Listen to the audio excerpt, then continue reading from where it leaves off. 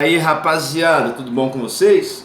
Então, a gente se encontra, né? Mas dessa vez aí, a gente está na quarta semana de reclusão.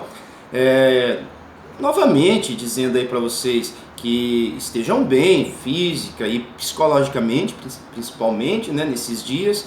Aproveitem para colocar a leitura em dia, aproveitem para colocar a vida em ordem nesses momentos aí, principalmente nesses momentos que a gente tem mais tempo de pensar na nossa vida, né? Reiterando então que todos estejam bem, né? Então agora começa a aula de planejamento urbano e ambiental, beleza?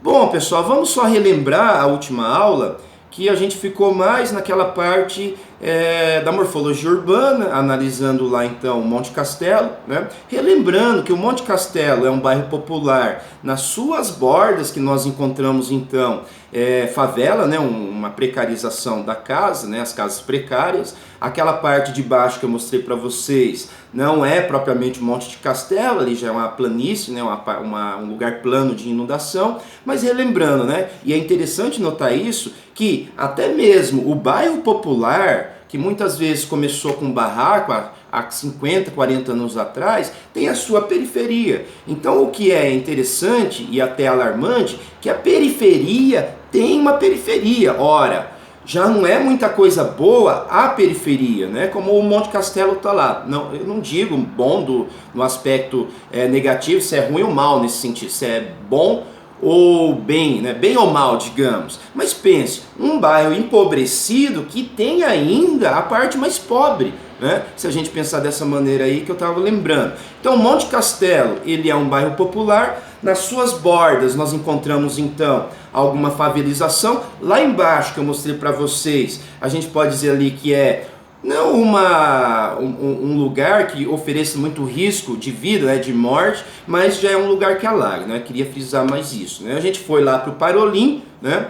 A gente entendeu ali que o Parolim também é uma área de favelização, é óbvio que é uma área de favelização, mas que está dentro da cidade, né? Então a dinâmica dele é muito diferente comparado à dinâmica lá encontrada no Monte Castelo, onde a cidade é muito apartada e muitas vezes o cidadão que está lá tem menos contato com a cidade consolidada, com seus consumos e a sua maneira de viver, do que a pessoa que mora ali no Parolim ou a pessoa que mora ali na Vila Torres, né, a antiga Vila Pinto. Por que eu estou falando isso? A gente tem que lembrar que no final da aula passada eu estava falando que nós íamos aplicar esse conhecimento aí para a gente gerar um produto ou um conhecimento escolar também, né? A gente tem que lembrar que todo esse conteúdo mais científico que a gente está observando agora, a gente pode aplicar lá na escola, né? Relembrando, né, gente? O conteúdo do 7º ano, que é Brasil, né? Fala-se de todo o conteúdo ali no 7º ano, é o Brasil. Então ali no Brasil vai falar o quê? Da economia brasileira, da demografia brasileira, do espaço brasileiro, as regiões brasileiras. E dentro desse conteúdo a gente tem a urbanização brasileira. É claro que a urbanização brasileira vai recair sobre essa dificuldade brasileira de adequar as cidades, vai cair na favelização, vai cair na questão metropolitana, o crescimento das grandes cidades, empobrecimento do cidadão nessa grande cidade. Então a gente tem essa ponte, né, esse conteúdo no 7º ano, para a gente entender isso daqui hoje melhor, e lá no 2º ano do ensino médio, nós vamos encontrar novamente o conteúdo de planejamento urbano e cidades, no caso, geografia urbana, com um foco mais naquela história que eu já vinha contando para vocês, desde as cidades industriais, principalmente, tá, gente? As cidades industriais, chegando até hoje aqui no Brasil, as cidades, as metrópoles brasileiras, principalmente. Então, no 7º ano e no 2º ano do ensino médio, nós encontramos esse conteúdo, né? Hoje eu vou passar aí para vocês uma prática, né, metodológica ou didática também, para a gente aplicar o conhecimento da geografia urbana e até mesmo do planejamento urbano num lugar onde você está trabalhando ou você vai trabalhar no futuro, né? Então eu escolhi aqui, na verdade não é uma escolha, é um trabalho que eu já tinha realizado em uma das comunidades, né? Mas isso a gente vai retornar aí a hora que eu for mostrando como esse trabalho deve ser feito, beleza? Então a gente fica assim hoje. Eu vou passar uma parte teórica, primeiramente, para a gente situar como que a gente pode utilizar as técnicas ou conhecimento lá do planejamento urbano, ou até mesmo da geografia urbana, para inserir o cidadão na sua cidade. Seja uma cidade boa do ponto de vista estrutural, você pode dar aula num bairro melhorado, ou num lugar onde de fato essa sociedade necessita, né, até mesmo mais que aquele bairro melhorado ali, entender a sua espacialidade, né? É interessante ver isso, interessante aplicar isso, né? Então eu tenho aqui os slides, né? No primeiro slide, uma coisa mais, digamos, lúdica, eu coloquei aí um menino fazendo uma pipa, né, elaborando uma pipa, relembrando até quando eu tentava fazer umas pipas e elas não subiam muito, né, lembrei disso daí, né. Mas por que eu coloquei isso? Porque quando a gente faz algo, quando a gente coloca a mão no instrumento para fazer, é um outro tipo de conhecimento que invade a nossa psique, né? A gente tem uma catarse melhor, né? A gente tá perdendo isso no mundo modernizado, né? Até mesmo a caligrafia, que era uma coisa exigida no passado, saber desenhar as letras não é tão mais exigido, principalmente 20 anos para cá isso não é tão exigido ainda, mas há de se pensar que nós, seres humanos, somos espírito e corpo. Ora, a gente está perdendo uma base física do aprendizado, né? Que talvez agora a gente não perceba se isso está fazendo falta ou não, mas pense, nós não estamos mais mobilizando muitas vezes nosso dedo indicador aqui da pinça, que é uma característica nossa dos seres humanos, para fazer as coisas, né? Geografia na escola, ela pode ser uma coisa prática, claro, você passa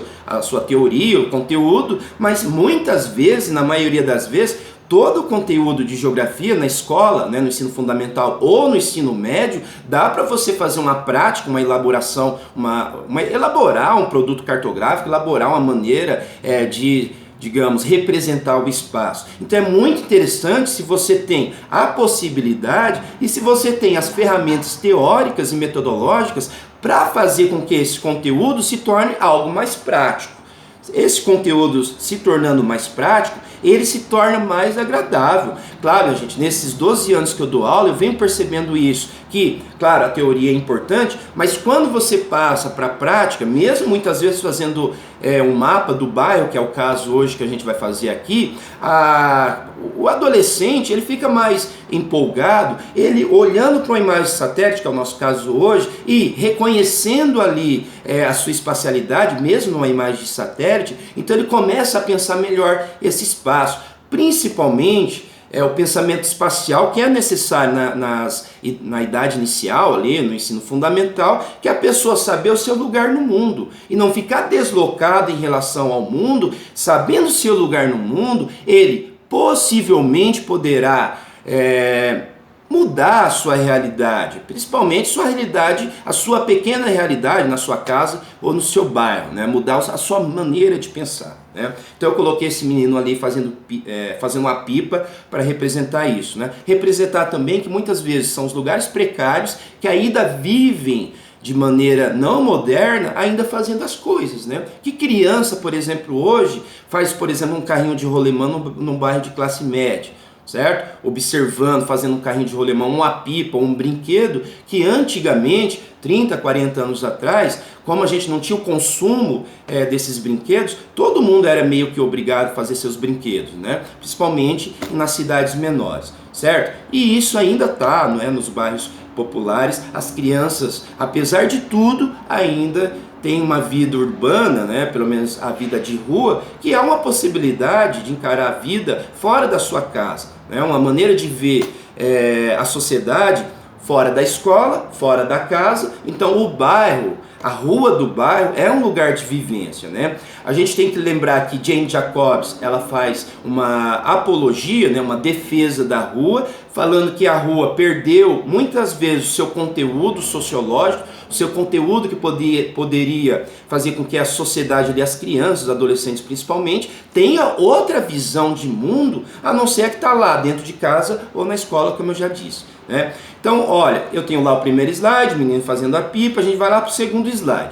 Como hoje a gente vai ficar na parte escolar, como um conhecimento científico pode ser transposto e ser transformado no conhecimento escolar, então eu trouxe ali uma citação do Dias que diz o seguinte, ó, tá lá, é um slide verde, né? A gente vai entrar na questão do locus novamente aí, então ele diz o seguinte, ó, no locus, privilegiado de um conjunto de atividades que, de forma metódica, continuada e sistemática, responde pela formação inicial da pessoa, permitindo-lhe posicionar-se frente ao mundo. Qual locus é esse? É a escola. O Dias está dizendo o seguinte, a escola ela tem uma maneira de agir para sistematizar o conhecimento da criança, do adolescente que está inserido nessa realidade pedagógica aí, a escola, né? Pessoal, a formação, né, esse locus, que é a escola, ele é influenciado por várias coisas externas, né? A gente tem o locus, o lugar da escola, a sociedade em torno dessa escola e como que essa sociedade interfere no âmbito escolar. É claro que essa interferência chega primeiro no nosso aluno que está lá, afinal ele vem com as virtudes ou os vícios de casa, digamos dessa maneira, então a gente tem uma primeira maneira de observar o que o aluno traz dessa sociedade que está em volta à escola, né? Às vezes pode acontecer que o público da sua escola não esteja morando no bairro onde essa escola está localizada, aí a gente tem uma fragmentação que eu já percebi é uma coisa não muito benéfica para a sociedade escolar, ou melhor, né, para a comunidade escolar, porque muitas vezes a localização da escola e o bairro, a escola se torna o ponto central da vida do bairro, principalmente bairros empobrecidos. Então o que acontece muitas vezes, está acontecendo hoje, que escolas centrais não possuem mais a sua comunidade escolar como a gente entende comunidade, uma coisa mais próxima, né? A escola do bairro, aquela vida de bairro, né? Isso que eu venho percebendo há algum tempo, que quando isso não acontece, a escola está meio que deslocada, né? Ela está no bairro, por exemplo, de classe média, mas os alunos que chegam ali são as classes mais empobrecidas, ou a classe média um pouco com menos capital, então a gente tem uma dificuldade em entender a realidade desses alunos, afinal eles vêm de outros bairros, né? De outros lugares da cidade, né?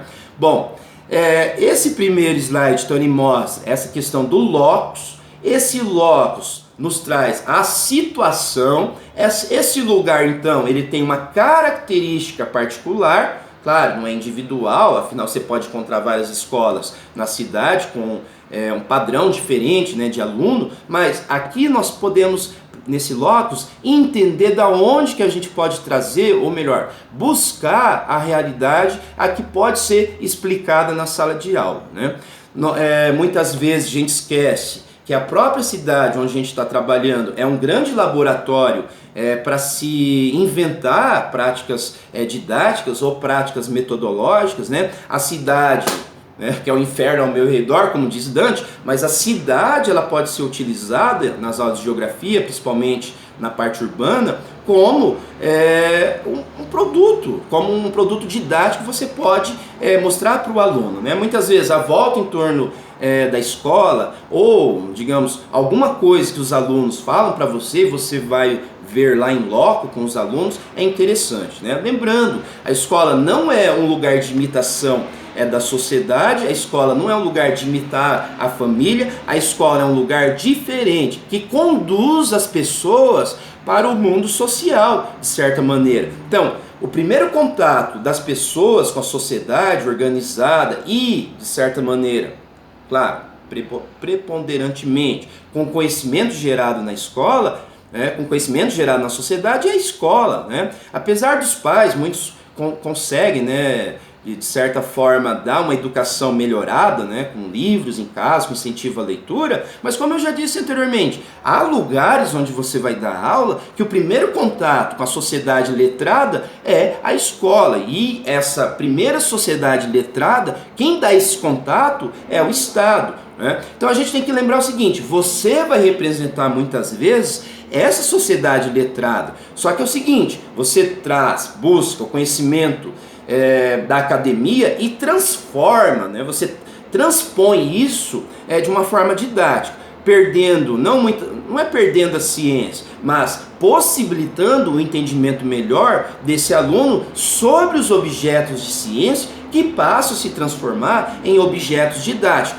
onde ele vai muitas vezes se reconhecer naquele espaço, reconhecer naquela parte do mundo, né, a situação dele, né? Então vamos pensar o seguinte, lá no slide 3, uma citação também do Canclini, eu gosto muito dessa citação, que ele traz a parte física também, né? A sociologia por muito tempo vem esquecendo muitas vezes o quadro onde a sociedade se desenvolve, mas lembrando, né, gente, nós não temos uma separação, ou melhor, não poderíamos separar de fato o corpo e a alma, ou o espaço onde você vive e o seu ser. Então isso é uma mistura e nos dá como um produto a individualidade. Você mora num lugar, você, ao longo do tempo, você vem absorvendo coisas daquele lugar, né? Então, nós somos pessoas que nascemos num lugar, nós somos pessoas que nascemos num ponto do espaço e num ponto da história. Essa história e esse lugar deve ser mostrado ao aluno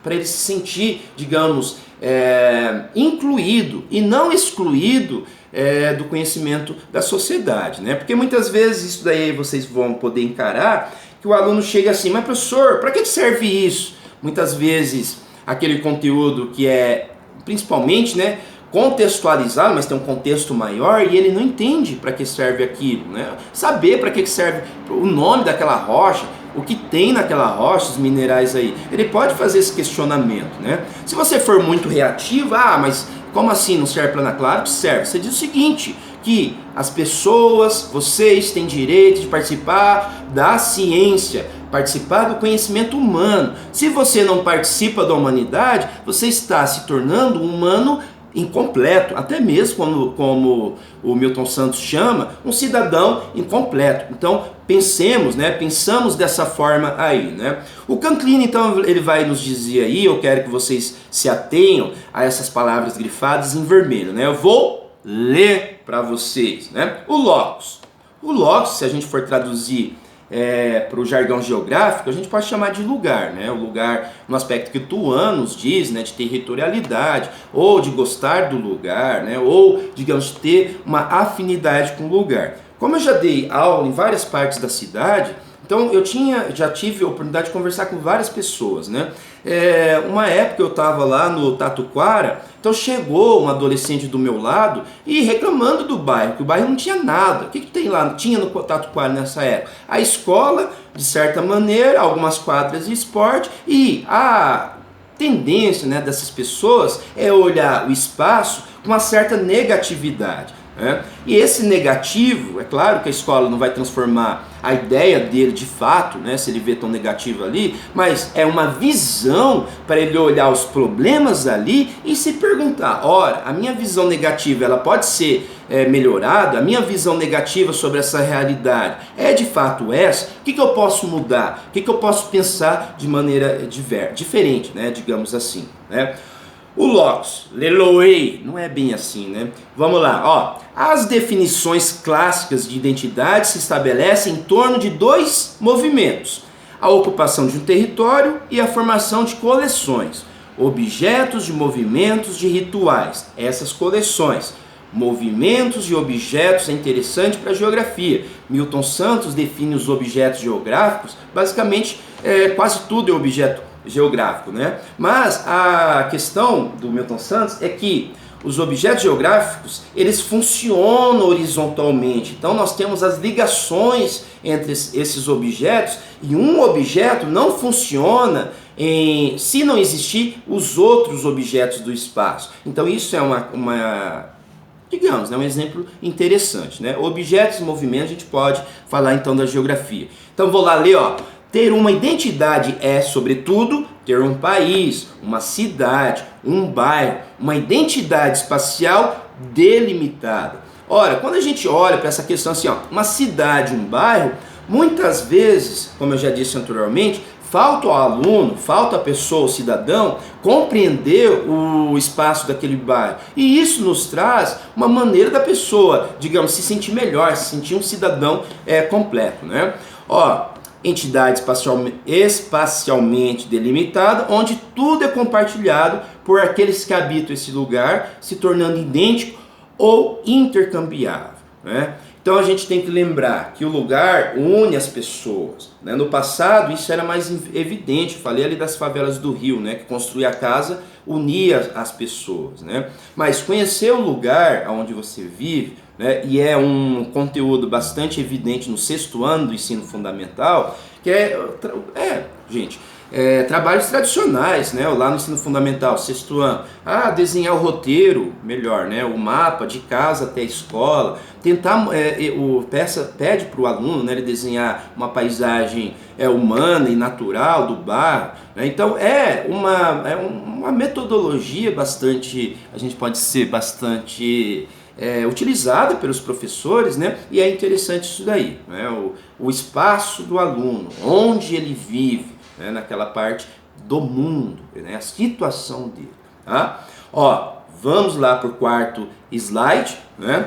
Ó, as 3 dimensões das práticas espaciais, hoje a gente vai ter mais as práticas espaciais, ou melhor, né? Espaços de representação, que é o 3, né? Mas vou citar aqui para vocês.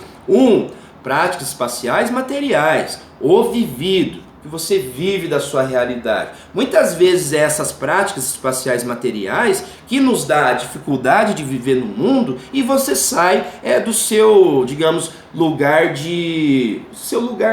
vamos achar uma palavra aqui, seu lugar confortável, vamos dizer assim. Então a realidade, ela nos mostra a dureza da realidade, se a pessoa tem os instrumentos, né? Ou pelo menos ela reflete sobre essa realidade, ela pode modificar, beleza? 2, representação do espaço, né? A representação do espaço a formal, né? A gente tem na escola as representações do espaço, né? A gente tem nos livros as representações do espaço. Muitas vezes essas representações elas são hegemônicas, né? Elas são ditadas para nós e muitas vezes essas representações hegemônicas é a única que a gente tem na escola, né? Que não deve ser essa, né? O conhecimento escolar pressupõe uma diversidade de conhecimentos que forma na escola o foco, digamos, didático, né? Você pode usar muitas coisas para transformar aquele conteúdo, ou melhor, aquele conhecimento científico em um conhecimento escolar, né? E hoje, o mais interessante para nós hoje, né? Já que a gente está saindo um pouco dessa questão mais científica mesmo, planejamento urbano, e indo e vendo como que a gente pode usar isso daí na escola, né? Hoje a gente vai ver principalmente os espaços de representação, o imaginado, né? A gente tem que lembrar, né? A gente não vive no espaço geográfico como um todo, nós temos um ponto do espaço e esse ponto do espaço é onde nós vivemos, né? Os adolescentes, as crianças, então eles têm uma imagem do espaço, eles imaginam o espaço. Essa imagem do espaço, como hoje nós temos as redes sociais, a TV ainda é assim, né? Nós temos as mídias, então a imagem ela fica mais visível. Mas essa imagem visível não significa que o conhecimento esteja se formando aí, né? A gente tem que lembrar que a imagem em si, ela sem a explicação, sem a sua contextualização, ela não tem uma profundidade explicativa muito grande, né? Então a gente tem que lembrar o seguinte: a imaginação das pessoas sobre o espaço é importante também, né? Eu vou mostrar para vocês depois aqueles mapas cegos que eu sempre faço no ensino fundamental ou médio, dependendo do conteúdo de geografia, né? Vamos lá para o slide 5. Ó, o Harvey, né, esse livro que eu não canso de mostrar para vocês, da condição pós-moderna, ali ele vai fazer um resumo da obra do Lefebvre, onde ele mostra essas 3 dimensões aí, né? As práticas espaciais materiais, como o espaço é produzido, a representação do espaço, como o espaço é percebido, e 3, os espaços de representação, como que os espaços são imaginados. Essas 3 digamos, né, gente, a gente não é tão separado assim. Essas três dimensões se misturam e nos dá uma maneira de pensar o espaço diferente, diversa de pessoa para pessoa, né? Eu estava falando ali de novo, o slide 4, que é sobre as dimensões das práticas espaciais do Lefebvre, certo? Ó, vai lá para o slide vermelho, está lá escrito assim, ó, os espaços de representação, ó. Espaços de representação, perdão. Os espaços de representação são invenções mentais, códigos, signos, discursos espaciais, planos utópicos. Utópico significa sem lugar, né? Utópico, sem local existente, paisagens imaginárias e até construções materiais, como espaços simbólicos, ambientes particulares construídos, pinturas, museus que imaginam novos sentidos para as práticas espaciais. Isso a gente vai ver ainda na questão da disciplina de planejamento urbano, como por exemplo um espaço digamos, simbólico pode interferir na apropriação do espaço, né? Hoje a gente vai ficar então nessa parte mais escolar, né? Mas uma coisa interessante, gente, vai lá para o slide 6. O professor tá com a cara, né, gente? Esses dias aí, até coloquei esse filtro para dar uma disfarçada, né? Mas muito parado, né, gente, da vida, né? É interessante, a gente tá no paradoxo, né? Quando trabalha, você reclama. Não tá trabalhando, você reclama também, né? Então a gente tem que... eu acho que depois disso a gente vai dar, pelo menos esse ano, né? A gente vai dar um valor muito grande ao cotidiano, né? Um valor muito grande, digamos, a mesmice dos dias, né? Porque a gente trabalha, mas agora sem trabalho, né? Eu não tô trabalhando, a gente fica... bom, enfim, né? Vamos lá. Vou dar essas viajadas, né? Voltando! Vamos lá, gente, ó. Aí tem um slide, no slide 6, tá? Vai lá no slide 6, um que tá em amarelo e azul, né? Esse senhor aí, o Leslie Fiedler, né? Ele foi um teórico literário, né? Ele, de certa forma, ele pesquisou a literatura dos Estados Unidos e pesquisou obras onde o espaço dos Estados Unidos era o foco, de certa forma, daquela narrativa, né, daquele livro, né? E quando ele pesquisou isso, né, ele viu, né, ele cartografou então os Estados Unidos em mapas, digamos assim, né, em mapas imaginários, e o Deleuze e Guattari, que são filósofos, né, livros interessantes. A ideia mais interessante desse Deleuze e Guattari é o tal do decalque, que assim, né, a ideia é fundamental. Quem copiou quem? A borboleta ou a flor? Quem copiou quem? Estão entendendo isso? Né? Onde está a cópia de quem? Esse é o decalque, né? É tão interessante esse livro, você tem que ler várias vezes para você entender. As obras, né, de Deleuze e Guattari não são muito simples de entender, né? Inclusive na geografia é bem difícil utilizar, que eu já tentei utilizá-los, mas não consegui utilizá-los devido a esfera psicológica, né? Um desses daí, não lembro qual era psiquiatra, né? Ora, vamos lá. A leste, vamos ler, tá? Leloy. A leste, um código propriamente americano e também uma recodificação europeia. Leste dos Estados Unidos, as colônias britânicas, né? As 13 colônias britânicas, principalmente as do norte. A sobrecodificação escravista no sul, com sua própria ruína, e das plantações na Guerra de Secessão. A descodificação capitalista que vem do norte, mas o papel do oeste como linha de fuga, onde se conjuga a viagem, a alucinação, a loucura, o índio, a experimentação perceptiva e mental, a mobilidade das fronteiras. Por que eu estou mostrando aí essa citação do Deleuze e Guattari em relação ao Fiedler, né, o nome dele?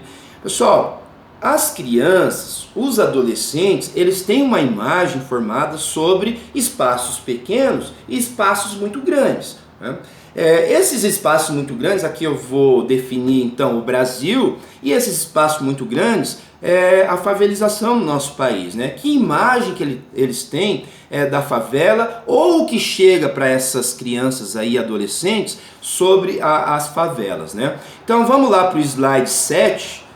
Eu lembro que vocês gostam de observar esses trabalhos aí, né? O slide 7 mostra então o mapa cego. Esse mapa eu dou lá para a terceira semana de aula, né? E inclusive é um conteúdo do 7º ano Brasil, então eu dou um mapa em branco, relembrando para vocês. Esse mapa não tem nenhuma divisão dentro, eu não dei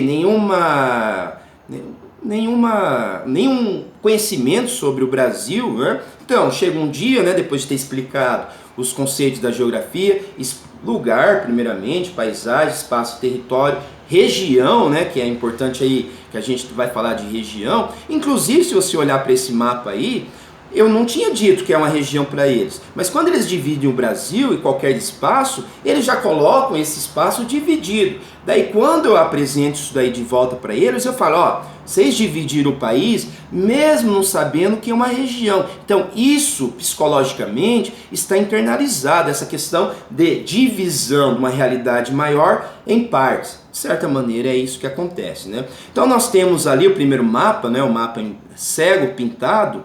A gente tem na Rosa dos Ventos, né? A Rosa dos Ventos, a porta abriu, mas eu não vou fechar agora não, tá? Nós temos ali a região sul do país, mas eu quero que vocês atenham. Eu vou ter que fechar essa porta, tá, gente? Senão os vizinhos vão reclamar comigo. Só um momento aí. Eu tô igual o Jornal Nacional, né? De short e de camisa.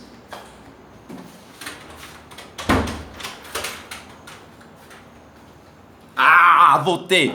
Ó, então vocês gostam, né, de ver esses desenhinhos, né? Fogo na Amazônia já aparece ali, né?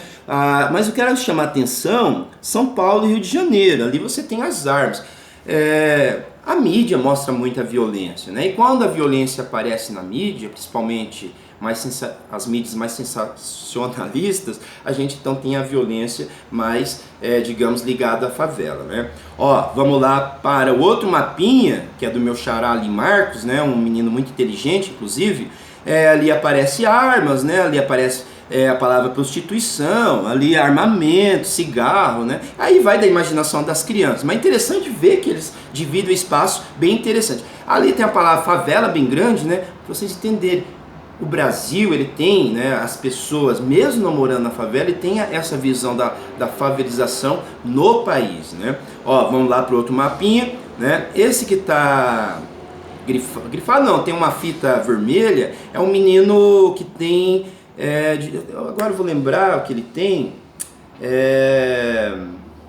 pessoal, esqueci, mas ele tem uma dificuldade na aprendizagem, né? Mas eu coloquei o mapinha dele aí, até pra gente entender que mesmo esse menino que tem dificuldade na aprendizagem, ele é autista, né, no caso, ele também tem a sua visão parecida com as dos demais. Então há uma visão externa, pode ser a TV, né, a internet, que mostra essa realidade da favela, não muitas vezes uma realidade melhor, não é uma coisa boa, né? E outro, né, vocês percebem ali que o Rio de Janeiro sempre aparece, né? Pelo menos a parte leste que aparece a arma, o armamento. Parece até que o Brasil só tem favela na parte leste do país, onde tem o Rio de Janeiro ali, né?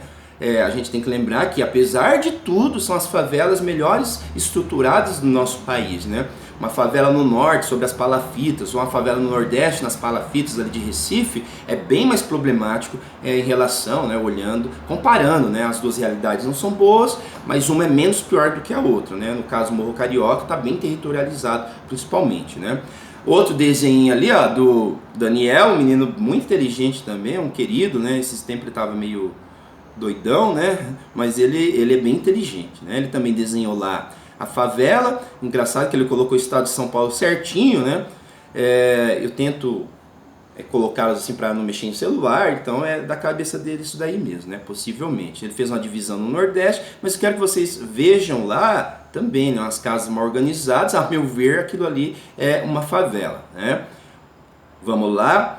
O outro mapinha lá, vamos só localizar, tá, gente? O outro mapa é o mapa número 11, na verdade slide 11, tá? Ó, o slide 11 a gente tem lá também Rio de Janeiro, uma arma, Curitiba tá lá embaixo. Interessante, Curitiba ele colocou uma árvore, né?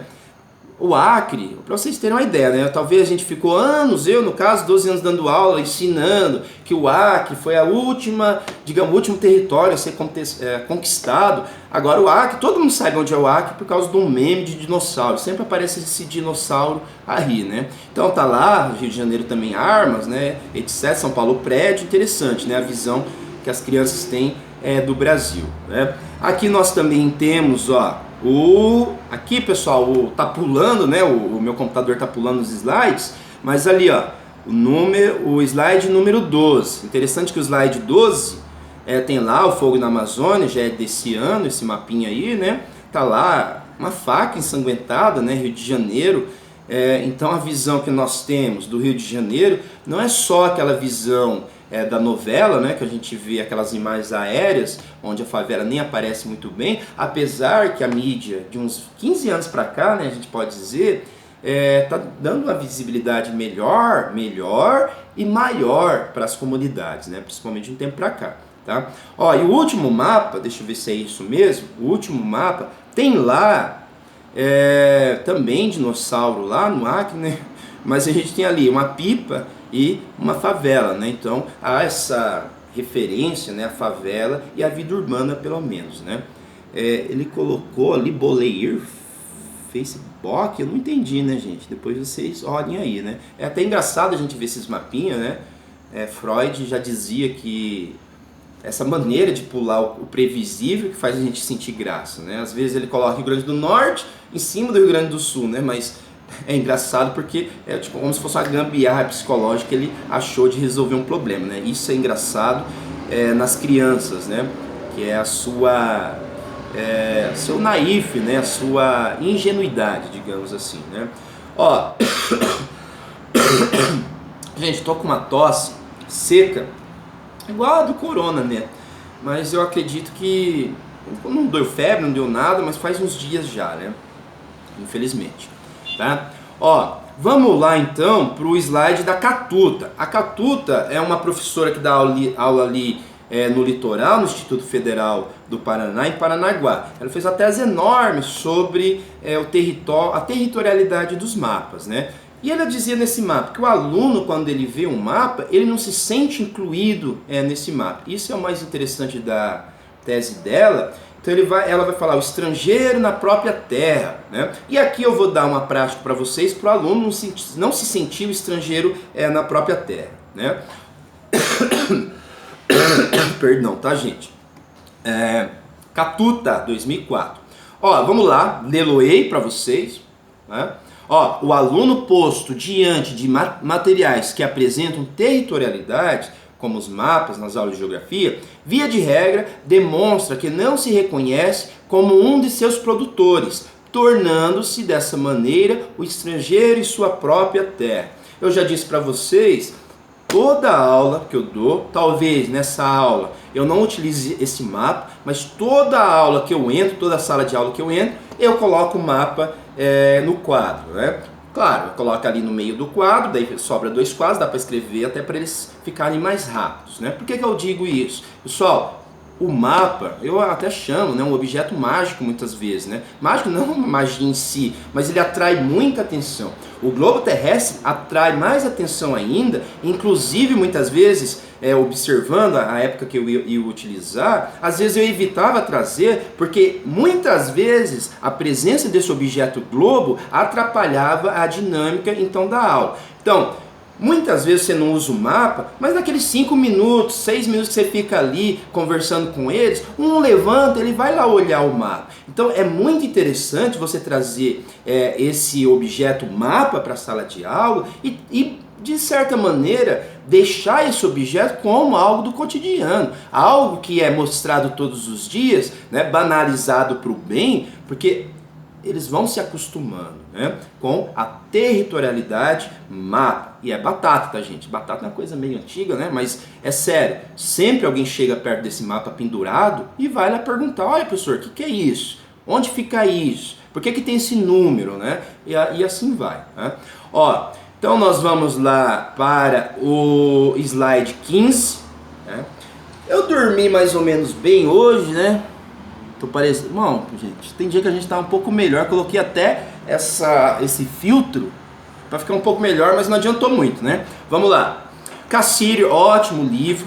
Pessoal, agora eu vou esquecer o nome do livro do Cassirer, A Condição do Homem, gente, esse livro é muito interessante, que ele vai mostrar em capítulos dele como que é um livro até bem famoso, inclusive, né, o Cassirer. Ele vai mostrar como que é o espaço, a territorialidade, né, como manipular, como há os povos que não conseguem, por exemplo, desenhar o seu espaço, fazer um mapa simples do espaço utilizado. Nesse livro, então, ele supõe, né, a tese mais interessante é a seguinte, que a gente manipula o espaço simbolicamente. Então, quando você manipula o espaço simbolicamente, você está entendendo. Então, quando você pede para um aluno desenhar o espaço onde ele mora, ou você pede para o aluno, de certa forma, mostrar o roteiro para chegar em casa, você está buscando, digamos, na vivência dele, como que ele pode representar isso de uma maneira, primeiramente, não tão científica assim, né? Porque é um desenho, muitas vezes, confundindo a visão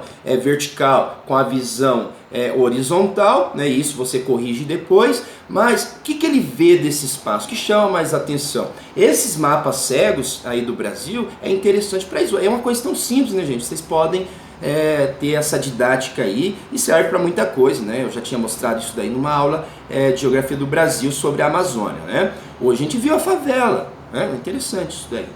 Então vamos lá, o Cassirer diz o seguinte: o conhecimento inclui e pressupõe a representação, claro, a representação do objeto é um ato totalmente diferente da mera manipulação desse objeto. Na escola se aprende a manipular teoricamente e simbolicamente o espaço. Daí você vai falar das cores, você vai falar do significado das cores no mapa, das linhas em um mapa, os pontos, as áreas e as linhas em um mapa e assim por diante. Depende da sua didática, ou melhor, da sua maneira de mostrar como um mapa funciona, né? Então, vamos lá para o slide 16. Pessoal, eu fiz um contexto aqui de uma área também favelizada, chamada Vila Pantanal. Eu tenho aqui a cadeia sempre me liga, né, gente? É interessante, né? Eu fico o dia inteiro sem receber ligação, eles me ligam. Olha, eu tenho essa imagem, tá espelhada, né? Essa imagem aqui mostra, aí no slide de vocês, aqui no meio nós temos a Vila Pantanal.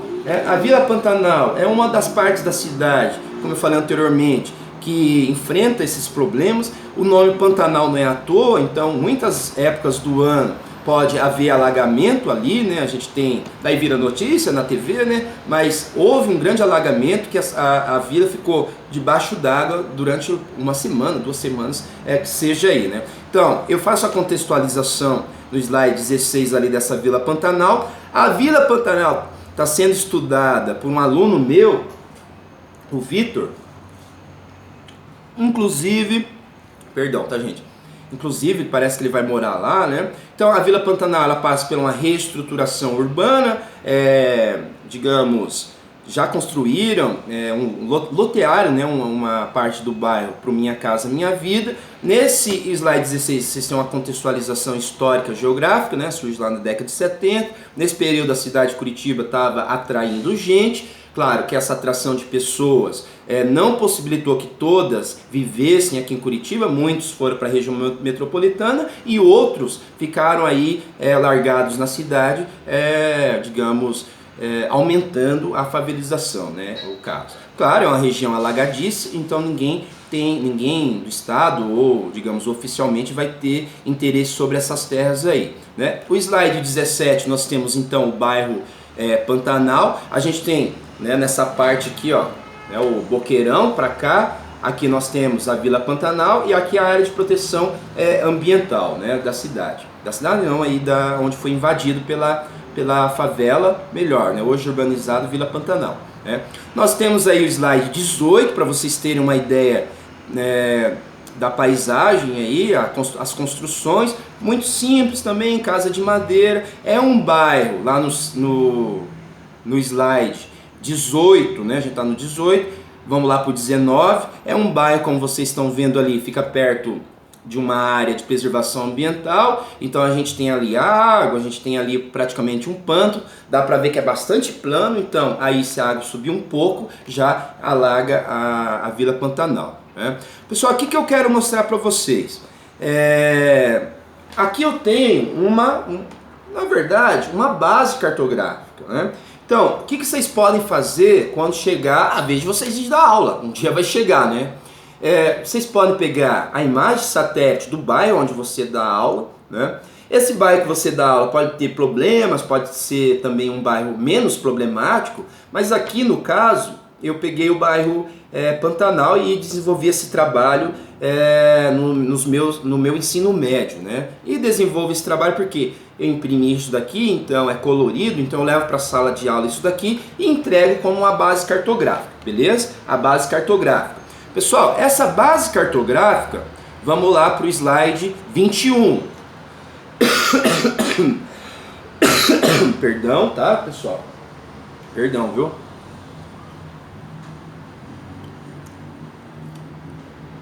Ai, meu Deus.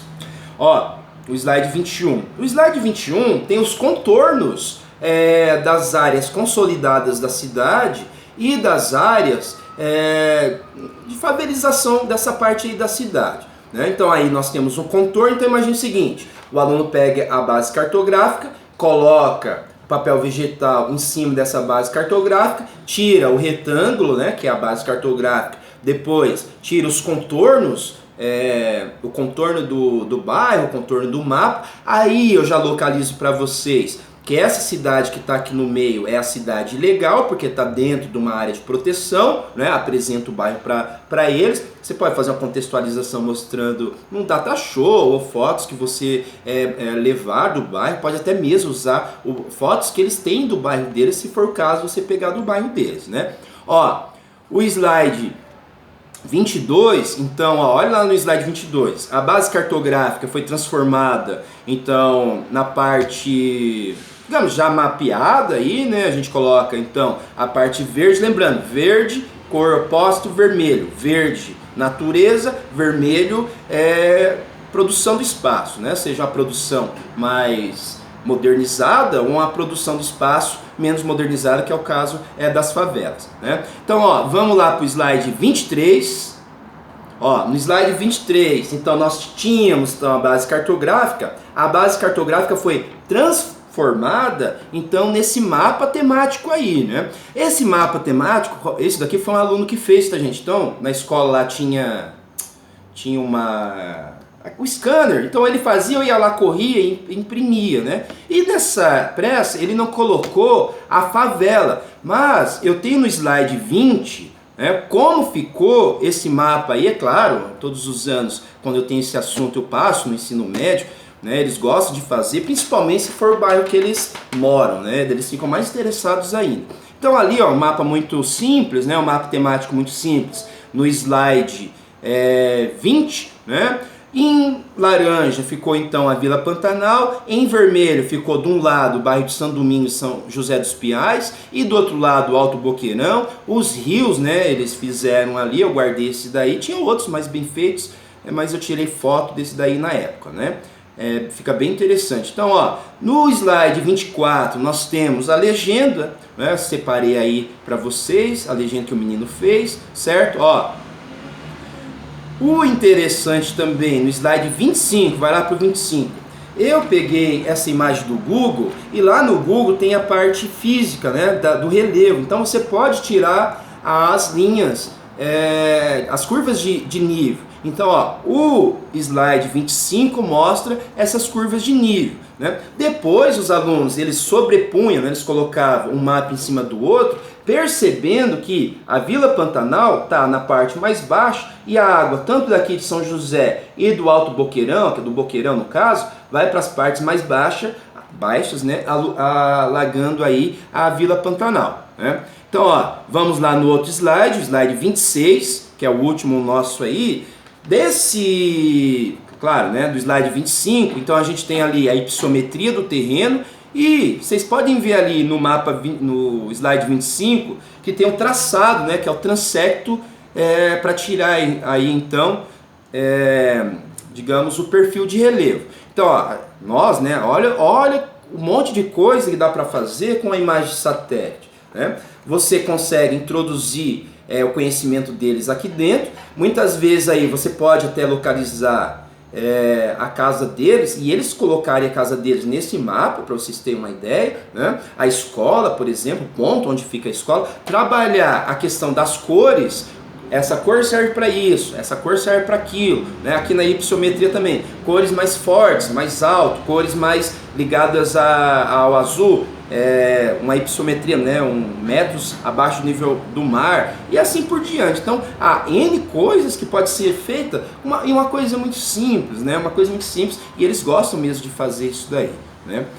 Gente, a gente tem a ilusão, é uma ilusão mesmo, que com a tecnologia o aluno vai lá no Google Earth e vê a casa dele, onde está a casa dele, o bairro dele. Mas quantas vezes lá, até no Tatuquara, eu levei da escola deles e eles observando: nossa, professor, aqui está a floresta, olha, professor, aqui está a refinaria, ó, minha casa fica aqui. Para vocês terem uma ideia, né, que nós somos responsáveis, né, e se trabalha para o Estado mais ainda, de levar para essas pessoas um pouco, pelo menos, do entendimento de onde elas vivem, né? Ó, então lá no 26 a gente tem o perfil de relevo que foi tirado do mapa psiométrico, né? E daí lá, inclusive, a pessoa localizou a Vila Pantanal. Eu tô vendo aqui, tá, gente? Ó, slide 26. A pessoa localizou a Vila Pantanal lá na parte baixa do terreno, né?